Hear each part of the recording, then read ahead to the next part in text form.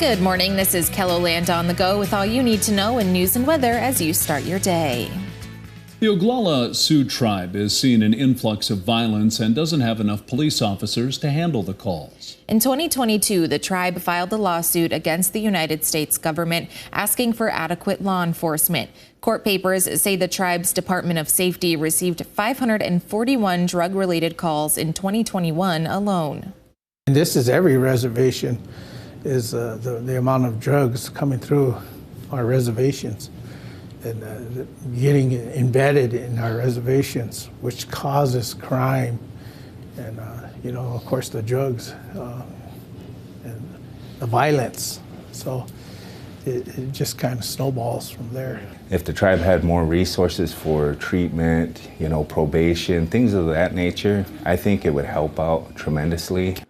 To learn more about the issues currently impacting the Oglala Sioux tribe, visit our Emergency and Hope on Pine Ridge tab on KELOLAND.com. 5 men admit to shipping several pounds of cocaine from Texas to South Dakota to be sold.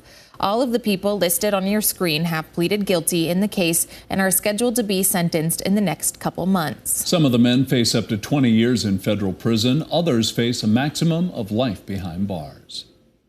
If you plan on fishing in certain South Dakota lakes, you'll want to be cautious about eating what you catch. The South Dakota Department of Health has issued new fish consumption advisories. Horseshoe Lake in Day County, Cottonwood Lake in Spink County, and Reed Lake in Clark County have now have a mercury advisory for certain sized walleye.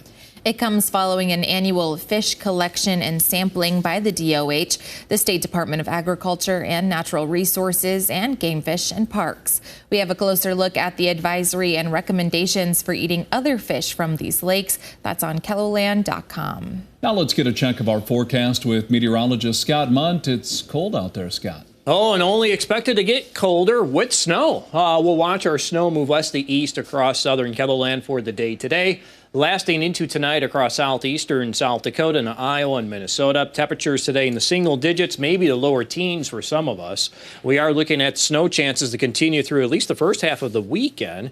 And then we're watching that cold air. And then once the cold air gets here, if it already isn't, we may not get above zero until Tuesday of next week. We'll have more details on your forecast coming up. Thank you, Scott. Sioux Falls plow drivers have been working around the clock this week, clearing the streets. Sioux Falls Public Works Director Mark Cotter says what made this storm unique is the snow fell in 2 waves over the course of about 30 hours. Crews had to wait until the storm ended before they hit residential streets. We always wait until the snow is done, so when we actually go into the neighborhoods, we can do a really good job. Work on the residential streets has now wrapped up. Crews have also began picking up snow in the city. A Sioux Falls man just completed a unique goal he's been working toward for nearly 2 years, running every single street in the city of Sioux Falls.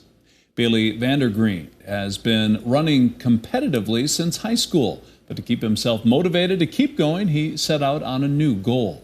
He's tracked all of his runs on Strava, and this week he crossed the finish line as he ran his final street on the southwest corner of Sioux Falls, traveling more than 3,500 miles of roadways in Sioux Falls and surrounding communities. I think today is a perfect example. You didn't just run on nice days, huh? No, definitely not. Although today is probably one of the most extreme examples with all the recent snow we just got. But yeah, a lot of runs in super windy conditions and rain and roads with no sidewalks, things like that. Definitely wasn't easy. You can find Bailey's full story and what he learned about Sioux Falls as he ran through every inch of the city with this story on KELOLAND.com. Well, it's been an emotional week for the family of Spencer Thorsland.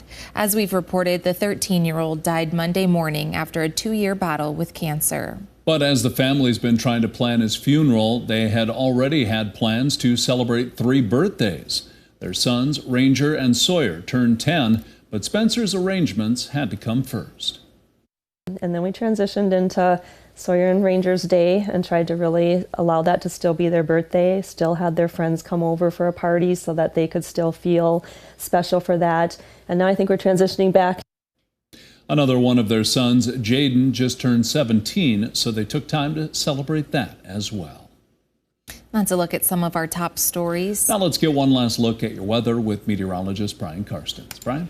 All right, our weather forecast update, and of course watching all of the developments in weather here as we head toward the weekend. And my encouragement to you is just to continue to watch for updates on this, because we are going to stay up on all of the changing weather. Now, just addressing snow for just the first part of this segment, you can see we have advisories starting today in southwest South Dakota, including Hot Springs, Pine Ridge, a lot of that basically south of Interstate 90. That continues through the winter area, so thinking closer to the Nebraska border.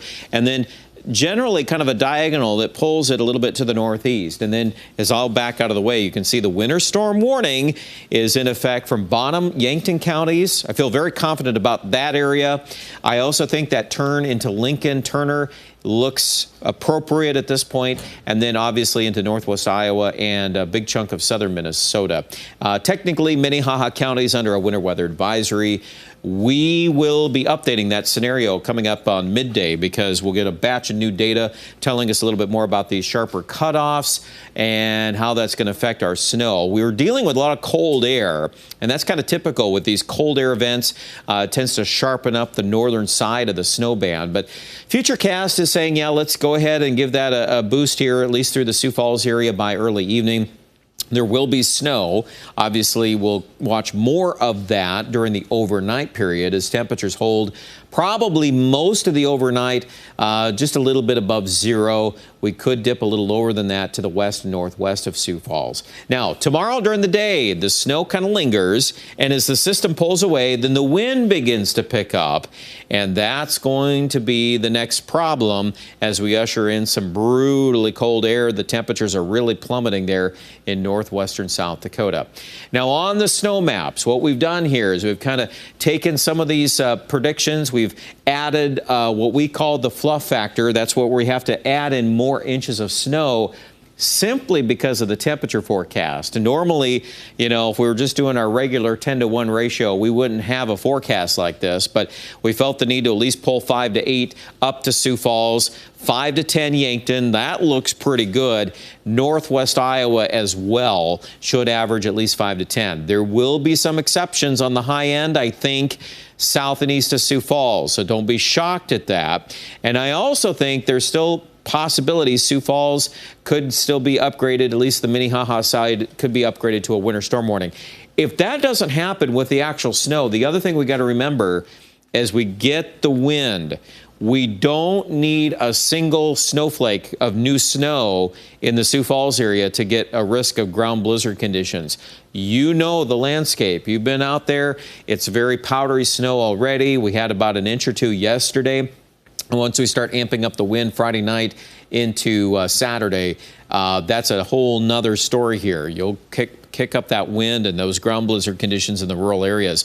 This is our sample wind forecast. You'll notice that Friday afternoon we're picking up close to 30, but watch this. Friday night, Saturday morning, now we're going into the 40s, and that's plenty of wind to do that as we see that on Saturday. We're getting pretty good agreement now that most of the day Saturday, the temperature will be plunging as those winds are coming up. So that's leading into wind chill factors. Probably at least minus 25 to minus 45 will be really common. So again, and I would say that at the end of this is probably the worst story because that just kicks up a whole nother realm of things we got to talk about, from drifts and extreme cold, just, you know, you name it. So stay tuned. Weather today, we're about 8 in Sioux Falls. Let's wrap things up. We'll kind of run down a couple of these 7 days. You can check out all the details online, but there we go. 7 below there on Sunday. That's awfully cold just for a high temperature. 5 below for a high on Monday, and then we're up to 4 by Tuesday.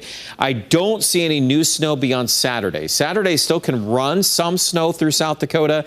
It's light, but it's with that wind. So even for Aberdeen, where we're not talking about, you know, necessarily a snow forecast of any significance, the cold will be significant, and that applies to everybody across the board.